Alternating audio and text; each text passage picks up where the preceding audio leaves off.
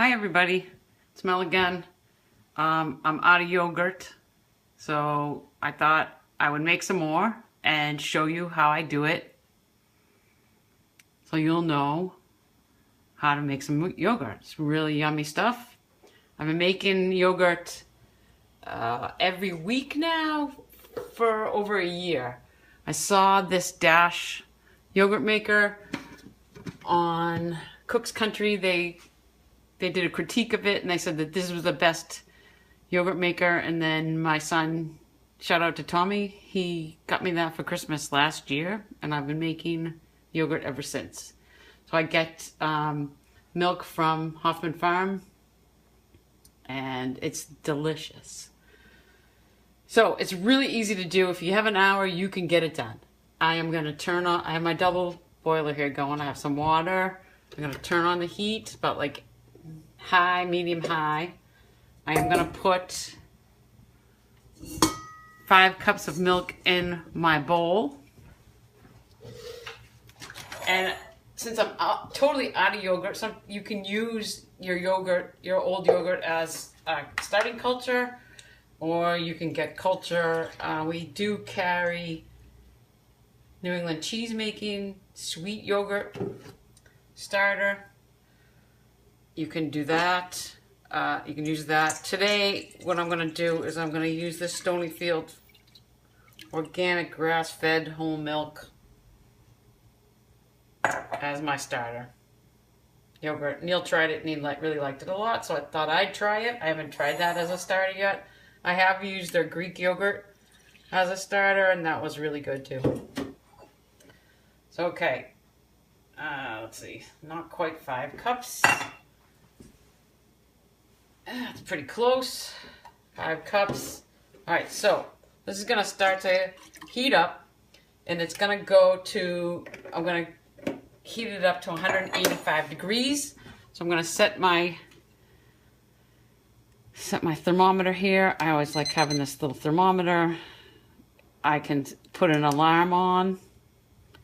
So in case you get distracted, like I get distracted all the time with all the different things I'm trying to do, I'm going to put it up to 180 and then I'll be here to make sure when it gets up to 185 I can take it off the heat. 181, whatever. Okay, so that's all set. My thermometer is going to, probe is going to go into the milk and you can see right now it's pretty cold.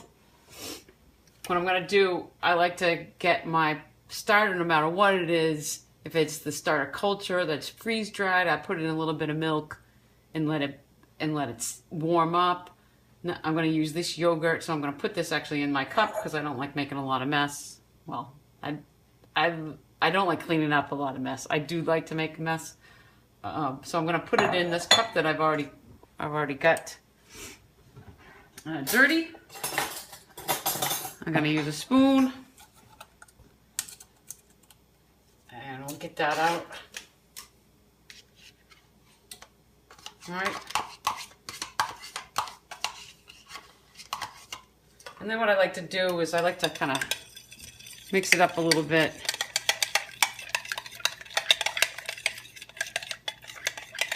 Make it nice and smooth. See how smooth it is now? I'll even add some of this milk as it warms up, or like right now. What's going to happen is when this milk is going to heat up to 180, then I'm going to let it cool down to 100, and then I'm going to add this starter and then put it in my machine. So what I find works best for me is when the milk starts to cool down, I heat up my starter a little bit, not above 90 degrees though. Try to keep it around 90 if you can get it that high. All right, so now this is going to start warming up, and now I just wait for my milk to hit 180 degrees. And I'm going to pause while we get there. Okay, so I'm going to start the timer. It doesn't do it that way. Okay, well, we'll keep track. I'll keep track of how much time it takes. I think it takes about an hour in total. All right, but I'll be back. Okay, so the alarm is about to go off. Ha! Here we go. I'm gonna turn the alarm off. While you've been gone, I've been stirring this. Stirring the milk, and you might think, how come she's not so freaked out about sanitization like she was when we made the root beer or the ginger ale? And it's because we're actually pasteurizing the milk as soon as it gets over 175. It's been pasteurized. I mean, things are clean, but I'm not kind of crazy about it. If you can see the top of the milk, it's getting kind of a foam on it. So we're at 185. I am gonna stir it a couple times and then get my mitts on and take it off. But as soon as it gets over like 170, starts getting this foam on it, and it smells so good. It just smells differently. Okay, so be careful because there's a lot of steam coming out of that double boiler right there, and that's why I wear my mitts. I'm gonna turn it off. And now what I'm going to do is, luckily I have a stone countertop that's cool, and I'm going to move my bowl around a little bit from place to place and slowly cool down this milk until it hits 100 degrees.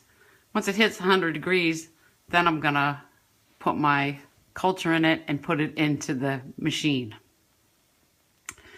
So now we just wait for it to cool down. And every once in a while I'll stir it up just to make sure the bottom isn't cooler than the top, you know, just every few minutes or so. But you don't have to do that. You can just let it sit there and go do something else. Right? But it takes about, and with my bowl and on my countertop, it takes me about 20 minutes to cool this down. You don't want to go below 90. So the optimum temperature is 100 because you don't want to be above 110 when you add your culture, because you kill your culture.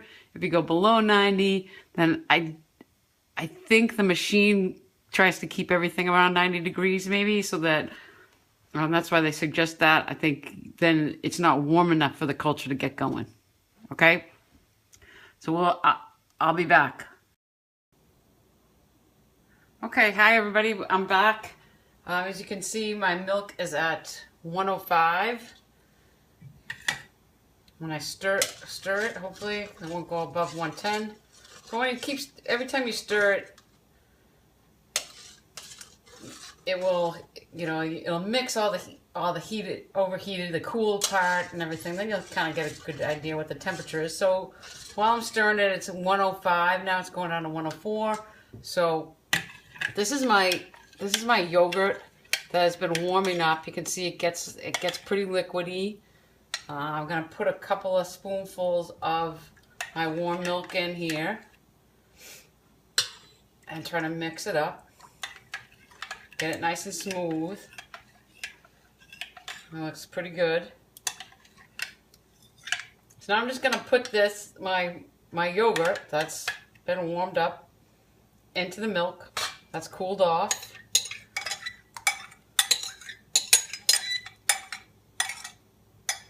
Okay, stir that up. It's at 102 now, 101. Perfect. And now this mix is going to go into my blue bucket here. My blue dash bucket. I'm just going to pour it in.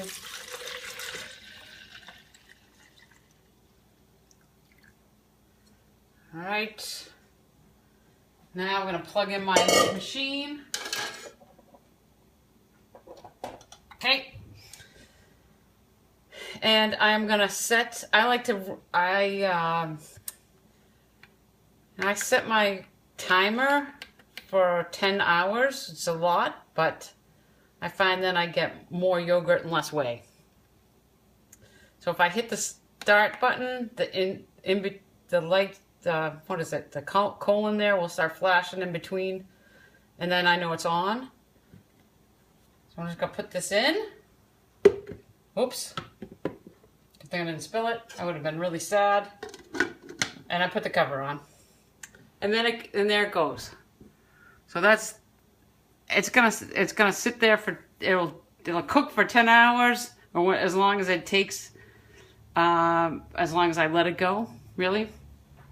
If you really like the Greek style yogurt, this machine has a funnel, has a filter that you can use. You can put your yogurt in, let some of the whey come out, and about 2 hours, and then you'll have really thick yogurt.